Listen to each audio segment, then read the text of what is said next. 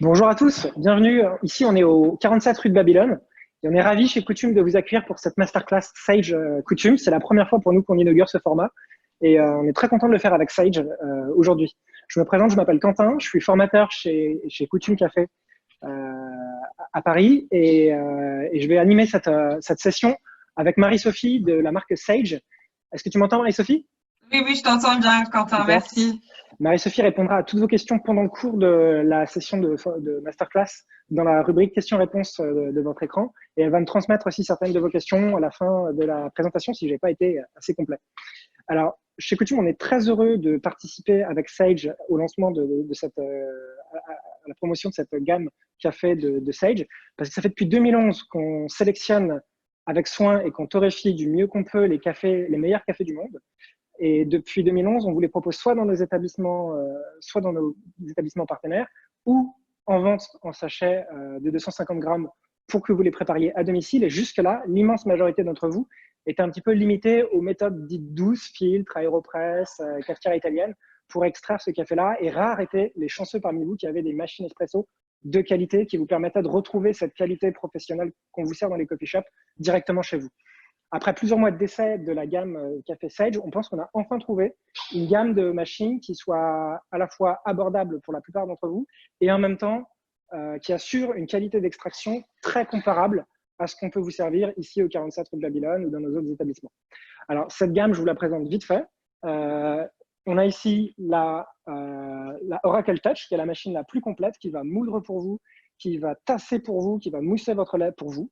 On a la Precision Brewer, donc ça c'est la machine à filtre de la famille. C'est devenu un petit peu notre cafetière à nous, aux ateliers de torréfaction de Coutume à Paris. La Bambino Plus, c'est la machine à espresso petit format qui vient sans moulin et c'est pour ça qu'on a aussi à vous proposer le Smart Grinder juste à côté. Voilà, mais aujourd'hui, la présentation que je vais faire, on va se concentrer plus particulièrement sur cette machine, la Barista Pro, juste ici. Et je vais essayer de vous montrer à quel point c'est facile et quasi automatique pour vous de préparer un bon double espresso et des bonnes boissons au lait avec cette machine. Alors, avant de vous la décrire un petit peu plus, je précise que je tiens à souligner les efforts de la marque Sage pour utiliser les matériaux les plus solides et les plus durables possibles. Alors, l'immense majorité de cette machine est en acier inoxydable. Il y a également pas mal de pièces en verre et les quelques pièces en plastique qui composent la machine sont garanties sans bisphényl. Voilà, alors la machine, elle vient avec un moulin à meule conique situé juste ici, en dessous de la trémie. Vous avez une trémie de 250 grammes qui s'enlève et se réinstalle avec une facilité déconcertante, comme vous le voyez. 250 grammes, ça tombe bien, c'est exactement la capacité des sachets de café que la plupart des torréfacteurs de café de spécialité vous proposent à la vente. Vous avez également un réservoir qui vous permet de mettre de l'eau, un réservoir qui vient avec un filtre intégré à la machine. Vous pouvez donc mettre de l'eau du robinet à température ambiante dans la machine. Il faudra juste penser à changer le filtre tous les 3 mois à peu près pour éviter les problèmes évidemment liés au tartre. La machine est éteinte ici, vous voyez qu'elle s'allume très rapidement et elle se met en chauffe aussi extrêmement rapidement, ce qui est très pratique. Là, elle vient juste de biper pour me demander de remplir le réservoir. Ce que je vais faire avec mon eau, juste ici. Voilà.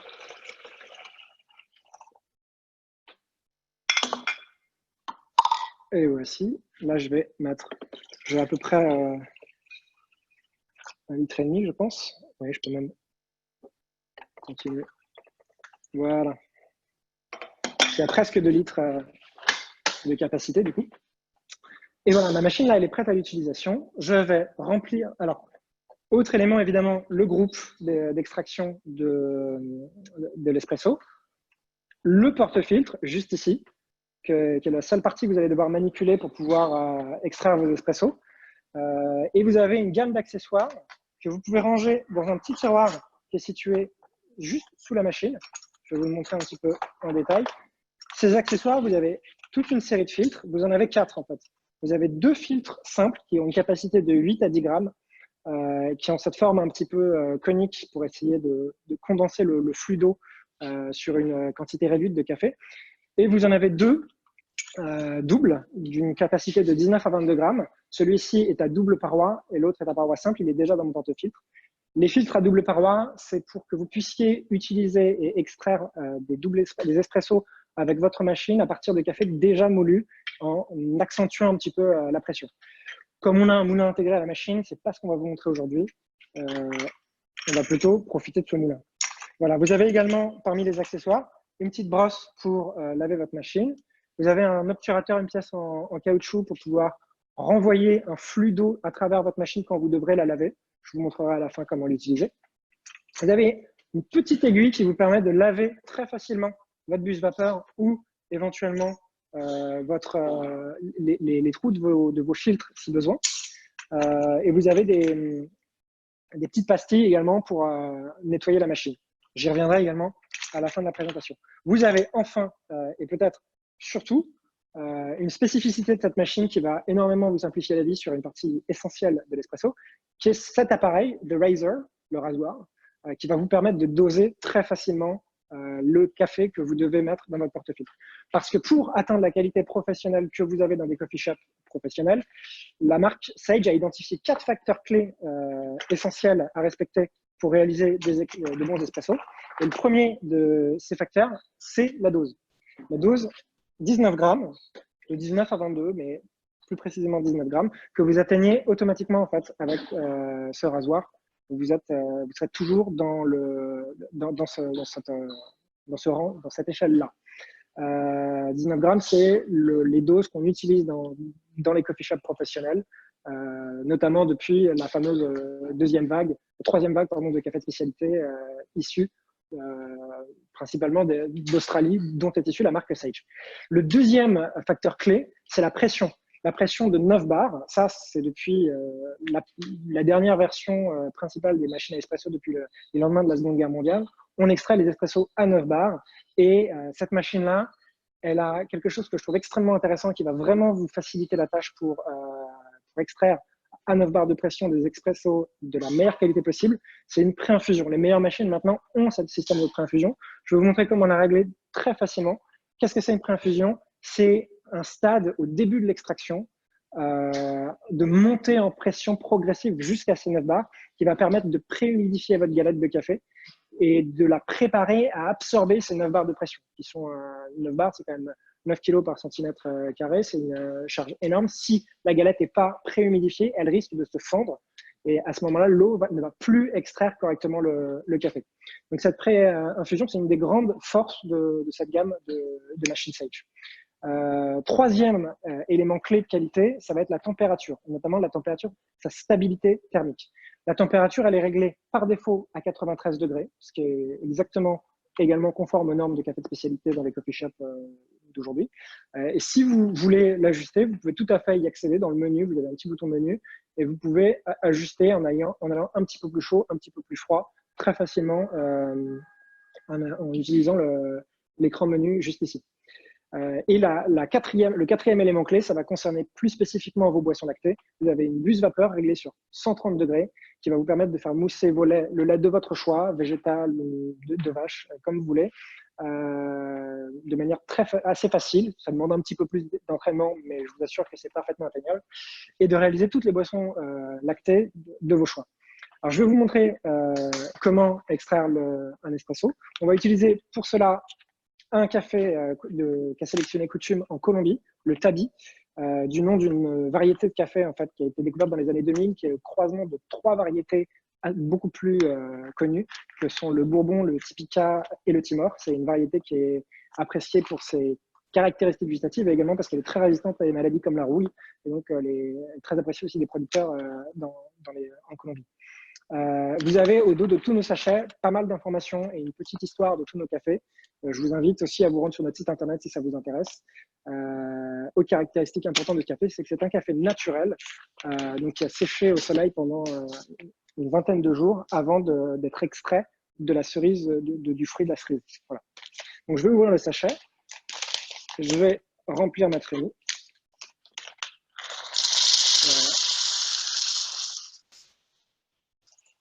Donc, 250 grammes. Je ne vous avais pas menti. Jusque-là, on est bon.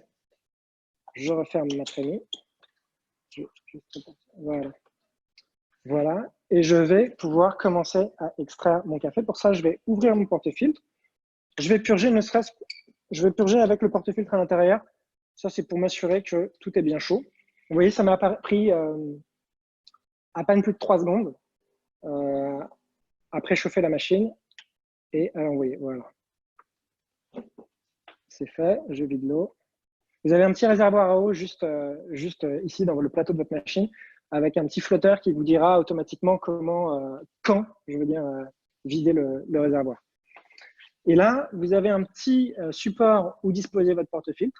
Vous allez enfoncer le porte-filtre tout au fond pour lancer la mouture. Vous avez le temps de mouture qui est indiqué ici. Vous avez deux réglages possibles. Un pour les doubles. Là, aujourd'hui, on est autour de 13 secondes. Si vous voulez faire un simple, vous avez un réglage de 9,5 secondes, un peu plus court puisqu'il vous faut moins de café. Et je vous invite du coup à enfoncer légèrement le porte-filtre.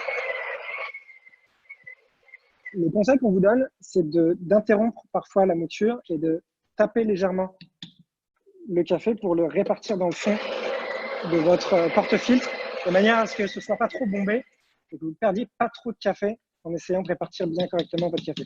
Voilà, je donne des petits coups comme ceci. Voilà, là, je vais pouvoir y aller. Et l'important, ça va être de répartir de la manière la plus homogène et uniforme possible la mouture dans le fond de votre porte-filtre avant de le tasser. Ah oui, parce que je crois que j'ai oublié de mentionner, évidemment, que parmi les accessoires, vous avez un tasseur intégré juste ici qui est aimanté à la machine. Et vous allez pouvoir tasser une première fois le plus droit possible. Mettez-vous de profil par rapport à votre porte-filtre et mettez votre bras en équerre. Vous pouvez ensuite appliquer une pression autour de 10 à 15 kg. Il n'y a pas besoin d'appuyer très fort. Beaucoup plus important que la force de pression, ça va être la rectitude. Il faut que ce soit bien droit pour que la résistance de la galette soit la même partout sur la galette. Et le rasoir, voilà, va vous permettre d'élaguer un petit peu la quantité de café, le surplus de café, au-delà des fameux 19 grammes à viser. Voilà, vous allez pouvoir vous en débarrasser. Quand vous faites ce geste, tapez pas trop fort, évidemment, parce que même si j'ai tassé une première fois, il ne faudrait pas que tout mon café s'en aille avec. Je retasse une petite fois, voilà, exactement de la même façon que la première. Je peux, j'ai oublié de vous le mentionner, préchauffer ma tasse. Ici, vous avez une molette qui vous donne de l'eau chaude, alors qui vous permet soit d'allonger vos boissons, soit de préchauffer vos tasses. J'aurais probablement dû le faire avant de moudre le café, mais ça marche aussi. Voilà, je préchauffe, je me débarrasse de l'eau et je vais vous montrer comment régler le volume d'eau dans votre machine. Vous avez dans le menu, vous avez le bouton simple espresso, double espresso. Moi, je suis parti sur un double espresso. Donc, je vais le sélectionner. Et là, je vais insérer mon porte-filtre délicatement. Vous voyez, il y a un marquage sur la tête du groupe qui vous aide à trouver l'angle d'insertion du porte-filtre. J'insère et je lance l'extraction. Vous avez une pré-infusion qui est en ce moment en cours, que j'ai réglée sur une dizaine de secondes. Et là, vous voyez que la machine commence à ronronner davantage. Et voilà, au bout d'une dizaine de secondes, la machine envoie toute la pression et mon double espresso commence à couler. Ça a une texture assez visqueuse. Voilà. Semblable à du miel liquide. Et quand j'ai une quantité suffisante en tasse, je peux extraire un café. Alors, je vais goûter celui-là.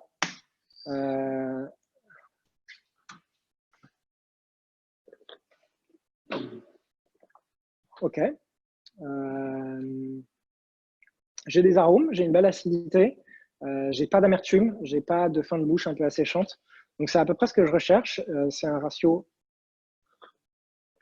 que je cherche à être entre 1 sur 2, c'est-à-dire 19,38, 1 sur 3, 19,54, dans ces eaux-là. Et sachez que c'est votre palais d'abord qui va vous guider, mais quand vous remplissez comme je l'ai fait et quand vous respectez le temps d'extraction de 25 à 35 secondes à cette vitesse d'extraction-là, il n'y a pas de raison pour que vous soyez absolument en dehors. Vous pouvez purger toujours après vos groupes pour évacuer le café qui risquerait de s'agglutiner sur la douchette juste là et toujours bien nettoyer votre porte-filtre après l'utilisation. Je vais vous montrer comment réaliser une boisson lactée à partir de ce double espresso. Si jamais il avait coulé beaucoup trop, là j'ai un réglage qui est standard, qui est acceptable, que je vais garder. Si jamais il avait coulé beaucoup trop lentement ou beaucoup trop rapidement, c'est en ajustant c'est en jouant sur la taille de la mouture que j'aurais agi. La taille de la mouture, elle s'ajuste ici avec la molette qui est juste là. Vous voyez, si vous tournez dans le sens inverse des aiguilles du monde, vous allez épaissir la mouture en écartant les meules. Si vous tournez dans le sens des aiguilles du monde, vous allez affiner en rapprochant les meules, ce qui va permettre à l'eau de s'écouler plus ou moins rapidement dans votre galette de café. Si la mouture est très fine, il y a très peu d'espace entre chaque particule de café et l'eau a plus de mal à s'infiltrer à travers votre lit de café. Si les particules sont très épaisses, les interstices sont très épais, et l'eau s'infiltre beaucoup plus rapidement, ce qui va donner plus ou moins d'extraction de votre café sec dans votre tasse. Là, je pense que j'avais une taille de mouture qui était acceptable. C'était aussi ma première extraction. Je vais refaire exactement la même chose et je vais peut-être préparer du lait pour pouvoir vous montrer l'extraction du lait.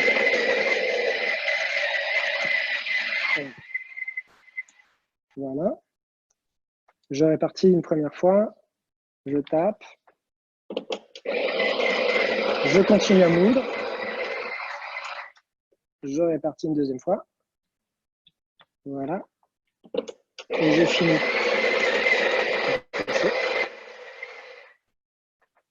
Voilà, c'est un petit peu bombé. Je peux utiliser mes doigts un petit peu pour répartir. Mais plus efficace, ça va vraiment être les petits coups sur un petit torchon, un petit plan de travail. Voir ici comme ceci. Voilà. Le plus plat, ça aura l'air avant tassage. Le mieux, ce sera pour tout le monde. Voilà. Je peux m'aider de mes doigts pour sentir que je suis bien droit avant d'appliquer 10 à 15 kg de pression. Juste là, je vais utiliser mon rasoir, comme tout à l'heure. Me débarrasser du surplus. Lancer une extraction. Voilà. Et je vais pouvoir m'occuper de ma buse vapeur et de mon lait. Alors, pour le lait, vous avez le choix entre les laits végétaux ou des laits entiers ou demi-écrémés ou complètement écrémés. C'est que ce sera quand même plus facile toujours avec un lait entier, frais, pasteurisé, qui donnera les meilleurs résultats en termes de goût et de texture. Voilà. Donc, vous voyez, ma machine s'est arrêtée automatiquement au même niveau que tout à l'heure, en un temps très comparable. J'avais une extraction à 25 secondes tout à l'heure, à 26 cette fois-ci. Et je vais pouvoir remplir mon pichet, qui a des petits marqueurs qui vous aident à savoir la quantité minimale et la quantité maximale à ne pas dépasser pour pouvoir réaliser une boisson lactée. Donc, comme moi, j'ai juste un petit flat white, c'est-à-dire un double espresso avec du lait pas trop mousseux à faire, je ne vais pas mettre énormément de lait dans mon pichet. Et je vais réserver sur le côté mon double espresso, qui a une belle créma. Une créma qui va me permettre de dessiner par-dessus. Voilà. Et je vais actionner ma buse vapeur située juste ici, en l'allumant comme ceci. Elle va se réveiller, elle va purger un petit peu l'eau qui serait bloquée dans la buse. Et je vais tout simplement, voilà, je vais arrêter ici, je vais insérer la pointe de ma buse vapeur au milieu de mon pichet et me décaler un petit peu sur un côté, le côté droit, au hasard, pour pouvoir, avant de lancer la pression. Au début, j'injecte de l'air, je crée des bulles, je fais cette espèce de frottement. Voilà. Et quand je considère que j'ai injecté suffisamment d'air, que j'ai un lait qui est suffisamment mousseux, je vais enfoncer légèrement ma buse pour continuer de chauffer mon lait sans continuer à injecter de l'air. Je vise une température de 65 degrés, qui va être la température idéale et à ne pas dépasser avant de commencer à détruire les protéines et les sucres de mon lait. Et là, ma main commence un petit peu à brûler. Ça veut dire que mon lait est suffisamment chauffé. Je peux essuyer ma buse, la purger, taper légèrement mon pichet sur mon plan de travail pour casser les éventuelles bulles. Voilà, ma buse est purgée. Et je vais pouvoir verser, je vais me débarrasser d'un petit peu de lait. Et je vais d'abord mélanger mon café et mon lait. Voilà, comme ceci. Et ensuite, je vais pouvoir rapprocher mon pichet de mon café pour pouvoir dessiner ce que je veux, ou ce que je peux, en l'occurrence. Et voilà. Ça, c'est une grossière tulipe. Voilà, mais c'est la partie, on va dire, la plus ludique. mais la plus inutile en termes de goût que vous puissiez expérimenter avec votre machine à café. Et tout ça pour vous montrer que voilà, vous pouvez tout à fait vous amuser avec le latte art sur n'importe quel type de lait avec cette buse vapeur. Voilà. Je vais vous montrer un petit peu une dernière chose avant de passer aux questions-réponses. Ça va être l'entretien de la machine. Parce que, évidemment, une machine plus propre, ça va être une machine qui va vous donner des cafés de meilleure qualité et une machine qui, également, durera plus longtemps. Et même si la machine est garantie 2 ans, c'est pas plus mal de lui donner une durée de vie un peu prolongée. Donc, je vais juste purger un petit peu mon groupe, voilà.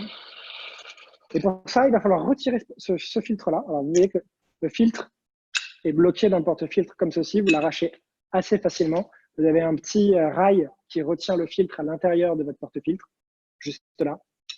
Je vais mettre mon filtre de côté et au contraire garder mon porte-filtre. Je vais récupérer dans mes accessoires un porte-filtre simple et la pièce en caoutchouc dont je vous parlais tout à l'heure.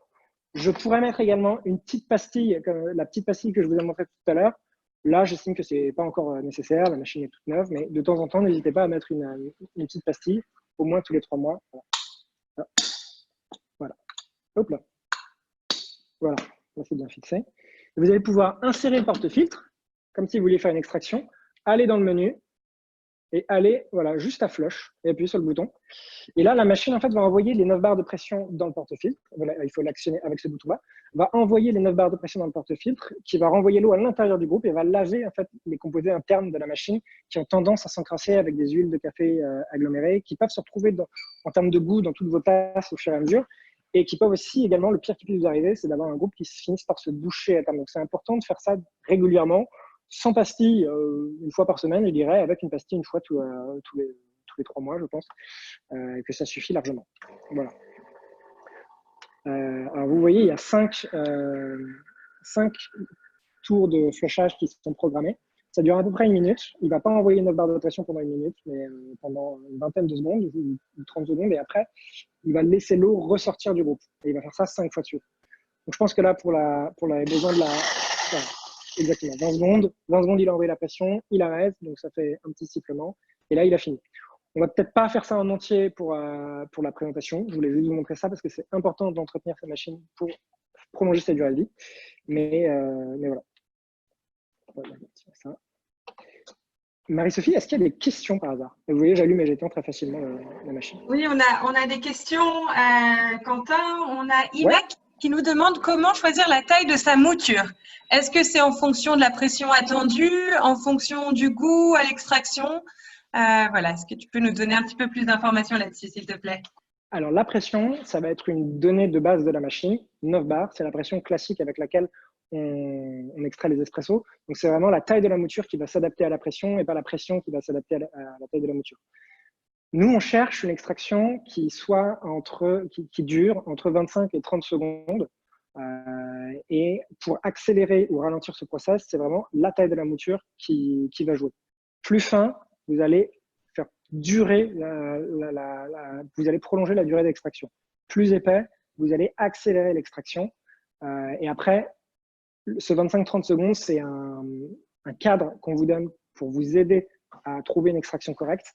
Mais n'oubliez surtout pas que ce qui compte le plus, la boussole dans tout ce qui est extraction espresso, c'est toujours votre palais. Si vous trouvez que en 24 secondes, en 23 secondes ou en 36 secondes, c'est là que vous avez les meilleurs résultats, c'est très bien, tant mieux pour vous.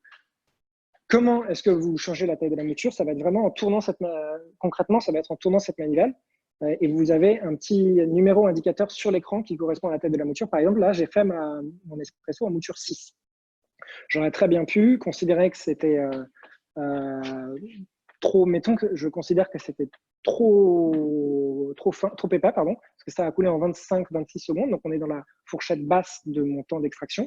Je peux ajuster ma taille de mouture, donc je vais affiner, je vais aller à 5 en taille de mouture.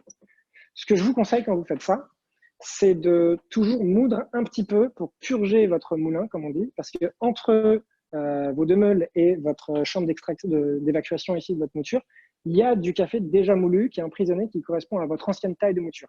Et quand je vais vouloir extraire mon prochain espresso, Je ne veux pas que ce soit le résultat d'un mélange de deux tailles de mouture qui donnerait un café qui serait pas extrait de manière homogène, uniforme et équilibrée.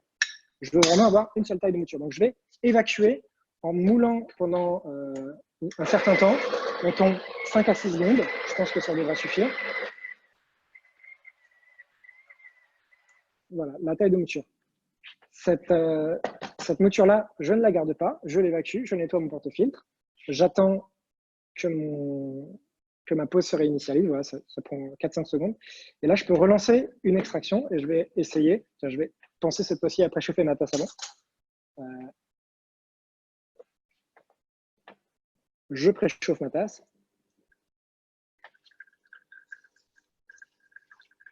Voilà. Je vais commencer à moudre. Pour le moment, je ne change pas les 13 secondes, mais sachez que comme j'ai rapproché les meules de mon moulin, il y a moins d'espace pour mon café pour passer en un temps donné à travers ces meules. Donc, il est possible qu'en ayant affiné un peu ma mouture, j'ai moins de café qui finit dans mon portefeuille.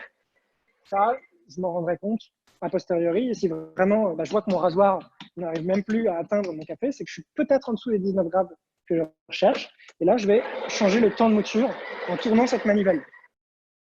Voilà, donc là, j'ai mes 13 secondes. Je récupère un petit peu ma mouture. Je répartis un petit peu en donnant les petits à petits.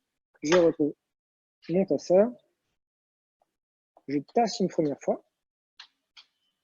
J'utilise mon rasoir. Ouais, vous voyez, je touche encore mon café, mais presque plus. Alors que tout à l'heure, j'ai quand même retiré, je pense, un petit gramme de café. Là, j'ai presque plus de café à retirer. Ouais, je suis dessus pour les vécus. Je vais retirer mon eau et je vais recommencer le processus. On va voir. Donc, tout à l'heure, avec une taille de mouture au-dessus, ça avait coulé en 25-26 secondes pour un résultat qui était correct. J'ai pas voulu, j'aurais pu essayer de rechercher une extraction meilleure, mais ça me semblait parfaitement acceptable. Et pour les besoins de la masterclass, je me suis arrêté là. On va voir là comment ça coule. On a toujours une extraction qui a une onctuosité, qui a un aspect tout à fait acceptable. Mais comme on est déjà à 20 secondes, voilà, c'est peut-être un peu plus compliqué. Alors, il a toujours enregistré voilà, la quantité de boisson que j'avais enregistrée au début. Par contre, il a pris 28 secondes à l'atteindre. Donc, vous voyez qu'un cran, ça m'a fait gagner à peu près 3 secondes. On vous déconseille, quand vous voulez ajuster la taille de la mouture, de vouloir changer trop vite, enfin de manière trop importante, la taille de mouture. Changez un cran, maximum 2 crans, et ensuite purgez, essayez de faire un espresso. Mais ne changez pas de 3 crans, 4 crans d'un coup, vous risquez de perturber un petit peu votre moulin. Voilà, donc je vais goûter cet espresso, puis je vais vous dire si je le trouve meilleur ou pas. Ouais, c'est meilleur. C'est meilleur et je suis plus dans mes. C'est meilleur parce que j'ai plus d'arômes, une meilleure intensité aromatique. J'ai toujours une petite part d'acidité, mais elle est très plaisante. Elle vient avec plus de sucre. Et c'est un café qui est beaucoup plus équilibré au final. Et je suis plus, ça tombe bien parce que je suis plus dans mon échelle 25-35 secondes. Je suis un peu plus au milieu. J'étais légèrement, comme on dit un petit peu parfois, sous-extrait la fois précédente. Mon eau avait coulé trop rapidement à travers mon café. Elle était passée à travers ce café sans l'extraire. Et là, cette fois-ci, elle a rencontré plus de résistance. Elle a arraché plus d'arômes, plus de solubles de mon café que je retrouve dans ma tasse et que j'apprécie parce que le café a été très bien torréfié. Voilà. Merci. Merci Quentin. On a une question de la part d'Eric qui nous demande si je n'ai pas le même niveau de mouture que ma compagne, la machine l'enregistre-t-elle? Le même niveau de mouture. Alors, la machine ne va pas enregistrer par contre le niveau de mouture. Il va falloir que vous reteniez le petit numéro grain size qui est affiché juste ici, que vous vous souveniez que pour tel café, madame était à 0,5 et monsieur était à 0,7. Mais et ceci bien retenir qu'un café égale une taille de mouture. Il va falloir à chaque fois que vous changiez de référence de café, que vous trouviez la taille de mouture qui va vraiment extraire au mieux les espressos. Alors, il n'y a parfois pas des différences extravagantes, mais parfois, il faut vraiment changer énormément la taille de mouture pour atteindre une qualité d'extraction comparable. Est-ce que j'ai répondu à la question de Luc? Oui, oui, je pense, Quentin. Et aussi, il y a sur les machines, par exemple, comme la Oracle Touch, on peut enregistrer différents cafés. Il y a Alors des oui, settings oui, personnalisables. exactement. Je pensais plutôt à la Barista Pro, mais oui, sur la Oracle Touch, vous avez des settings personnalisables, tout à fait. La Oracle Touch, elle va être beaucoup plus automatisée. Vous n'aurez pas tous les… vous voyez qu'il n'y a pas de tasseur intégré dans la machine parce que là, ce que vous avez sur la gauche, à côté du groupe d'extraction, c'est la chambre d'évacuation du moulin qui va, par air comprimé, tasser automatiquement votre café et donc vous allez pouvoir enregistrer la taille de mouture que vous recherchez en fonction du temps espéré d'extraction. Merci, Quentin. De rien. J'ai une question de la part de Benjamin qui nous demande quel lait végétal conseillez-vous pour du latte art qui ne prenne pas trop le dessus sur le goût du café? Alors, pour ces deux conditions, en termes de goût et en termes de capacité à faire du latte art, nous, chez Coutume, on a vraiment une grosse préférence pour le lait d'avoine. J'ai une référence juste ici. Donc, nous, on travaille avec la marque Minor Figures.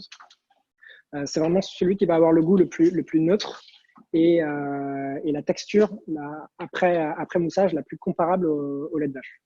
Il y a une légère difficulté supplémentaire, mais c'est vraiment très facile de reproduire un latte art aussi standard comme celui que j'ai fait tout à l'heure. Vous pouvez tout à fait obtenir le même résultat avec un lait d'avoine. Ce sera plus compliqué avec d'autres laits qui sont parfois très appréciés des consommateurs, comme le lait d'amande, qui est beaucoup plus compliqué à faire mousser et à travailler. Ou même que par exemple, le lait de coco, c'est très bien aussi, enfin, le lait de noisette. Vous pourrez toujours faire mousser si vous appréciez le goût mélangé, mais en termes de latte art, ce sera beaucoup plus difficile. Et en termes de goût, le lait d'avoine, c'est ce qu'on connaît de plus neutre en tout cas, qui va vraiment vous permettre de sentir le goût de votre café avec ce mariage lait-café. Vous l'aurez de la manière la plus équilibrée avec le lait d'avoine. Voilà. Merci, Quentin. De On a encore une question sur la température de l'eau cette fois. rien. Est-ce que la température de l'eau est juste une question de goût ou est-ce qu'il y a des températures idéales pour différentes variétés de café? Alors, la température, c'est une question assez vaste. Sage a choisi de la fixer à 93 degrés. Savoir que c'est vraiment une température médiane idéale utilisée dans tous les café shops. Vous devriez pouvoir extraire n'importe quel café de manière très correcte à 93 degrés. C'est, on va dire, une des dernières variables à ajuster pour essayer d'améliorer le goût de son café. Si vraiment vous avez envie d'essayer d'ajuster, de jouer avec cette variable et de vous rendre compte qu'effectivement, il y a des différences selon que vous utilisez une eau à 90 degrés, à 95 degrés ou à 93, sachez que le pouvoir solvant de l'eau est plus important à une température plus élevée qu'à une température plus basse. Donc, pour une même taille de mouture, pour un même temps d'extraction, pour une même dose et une même quantité de café in fine, si vous avez utilisé une température plus élevée, vous allez avoir extrait plus de soluble de votre café sec qu'avec une température plus basse. Ce qui ne veut pas dire forcément que ce sera meilleur. Vous pouvez tomber dans une surextraction. Vous pouvez aller extraire des éléments du café qui ne sont pas forcément souhaitables à extraire.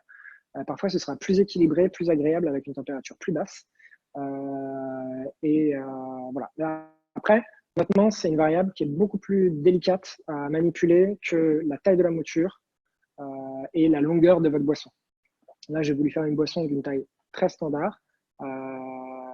Si vous voulez essayer d'aller plus précisément chercher des recettes dans le café, vous pouvez tout à fait vous dire que vous utilisez une balance pour peser la quantité de café que vous avez après avoir utilisé le rasoir. Un rasoir qui va vous permettre d'avoir toujours le bon espace entre votre galette de café et la douchette de votre groupe qui répartit l'eau envoyée sous pression sur votre café. Donc, utilisez quand même le rasoir, mais pesez la quantité de café que vous avez en entrée, pesez la quantité de liquide que vous avez dans votre tasse après l'extraction. Comme ça, vous savez précisément où vous en êtes et généralement, vous devez en être entre x2 et x3. Et si vous avez envie de jouer, de chercher un goût de chercher le goût idéal pour votre extraction, allongez ou raccourcissez votre eau. Il faut savoir que toutes choses égales par ailleurs, taille de mouture, température d'eau et dose, plus vous allez passer d'eau à travers votre café, plus vous allez extraire de soluble. Vous utilisez plus de solvant, vous extrayez plus. Donc, une tasse plus courte sera plus concentrée, aura plus de force, mais les solubles de vos 19 grammes de café sec seront un peu moins extraits que si vous utilisez beaucoup plus d'eau pour avoir une boisson et au final qui fera 50 grammes, où vous aurez quasiment tout extrait de ce qu'il y a, enfin, vous aurez extrait le maximum de ce que vous pouvez extraire de votre galette de café, mais vous l'aurez beaucoup dilué dans beaucoup d'eau, vous aurez une boisson qui sera beaucoup moins forte. Voilà. Parfait, merci Quentin. On a une question de la part d'Imac sur le cappuccino. Et donc, pardon. A priori, on prend un filtre double de 19 grammes et on essaye d'avoir 38 millilitres en tasse. Et puis, combien de lait ajouter? Donc, combien de lait ajouter pour un cappuccino et quelle est la bonne taille de tasse? Alors, les tasses qu'on utilise pour le cappuccino chez Coutume, c'est exactement celle que j'ai utilisée pour la démonstration. C'est des tasses qui font à peu près 160 millilitres. Cappuccinos, les standards internationaux, c'est entre 150 et 180 millilitres. Nous, on utilise un shot d'espresso dedans, donc la moitié de ce que j'ai utilisé. C'est pour ça que j'ai parlé de flat white tout à l'heure, parce que ça correspond à nos standards de boisson pour flat white.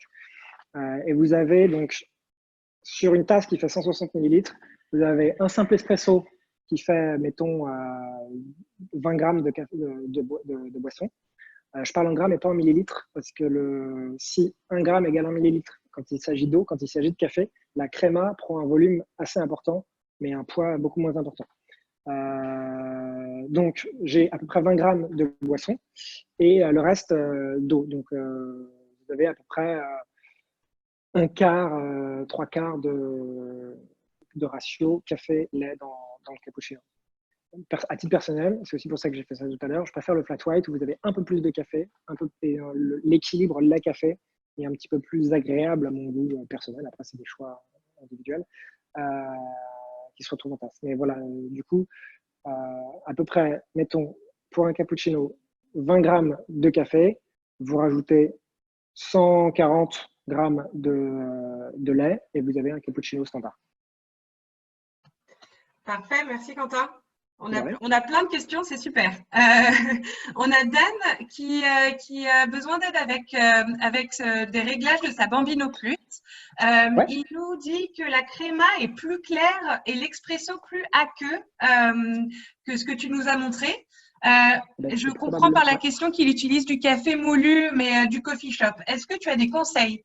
Alors, typiquement, si vous utilisez du café moulu du coffee shop, il va falloir utiliser un des 2 filtres à double paroi que j'ai montré en début de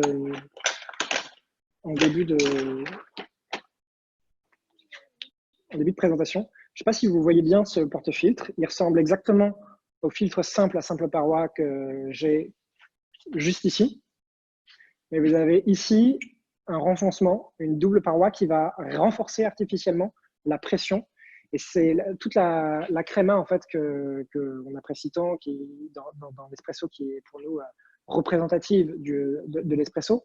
Elle dépend beaucoup de la pression. Et malheureusement, elle dépend de la pression qui va piéger le CO2, le gaz contenu dans le café, dans les huiles du café.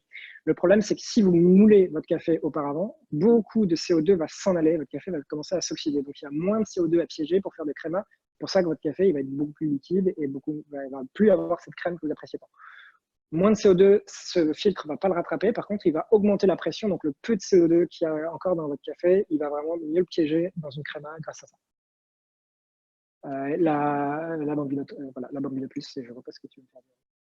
Alors, évidemment, l'autre solution que je peux proposer à Inac, je crois, c'est de moudre juste avant l'extraction son café. Ça, ce sera toujours la meilleure solution. Parce que le café va vraiment garder beaucoup plus d'arômes et donner beaucoup plus de créma quand il sera plus fraîchement moulu. C'est pour ça que nous, chez Coutume, on propose également, avec la Bambino Plus ou séparément, le Smart Grinder juste à côté.